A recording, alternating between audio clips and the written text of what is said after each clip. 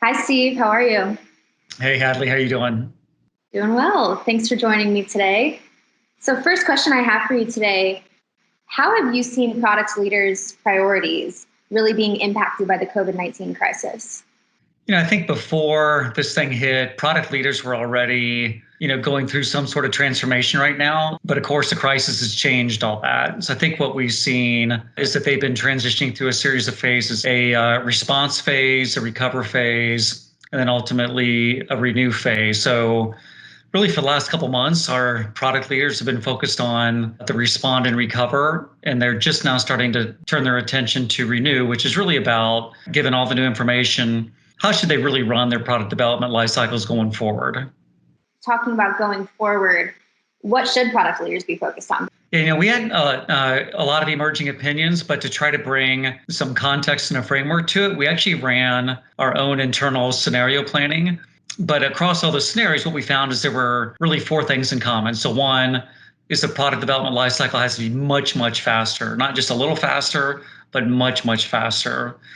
Second thing we saw was that it had to be much more virtual. So depending on an analog process for sample development, traveling all over the world to markets, it's just not the way things are going to work going forward. The third thing we learned is it need to be smarter.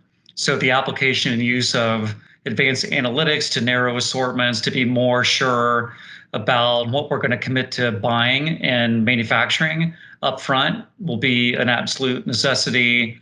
And then finally, relying on a more globally distributed supply model. So being able to shift from predominantly offshore to having an offshore, nearshore, and onshore model so that you have some latitude and resiliency in the supply chain. Okay, so with those four common themes and threads that we saw, how should these leaders enable those key capabilities? Yeah, I think historically it's technology that drives transformation. It's the same thing here. So we think there's five sets of technologies that leaders can incorporate to drive this renew phase. So the first one is digital product creation technologies like 3D design tools, augmented and virtual reality are great examples of digital product creation.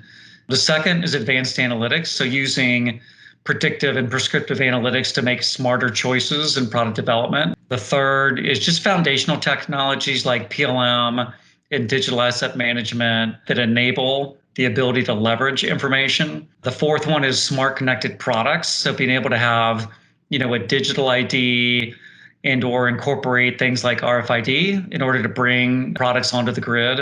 And then finally, smart connected operations. So being able to use Internet of Things technology, in the factory and beyond to be able to make it a more efficient traveling through the supply chain. And my final question for you today, Steve, is there a way to get results faster than historical program timelines?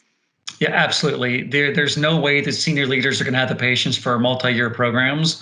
Right now, I think they've learned during the crisis that they can get things done in faster cycles by being more active in decision making, making decisions that stick. So we think implementing these kind of programs in more iterative, agile cycles will be a must. Okay. Well, great, Steve. I really appreciate your time today, and thanks for all the insights. Excited to see what the future holds. Absolutely. Thanks, Hadley. All right. Thank you. Bye.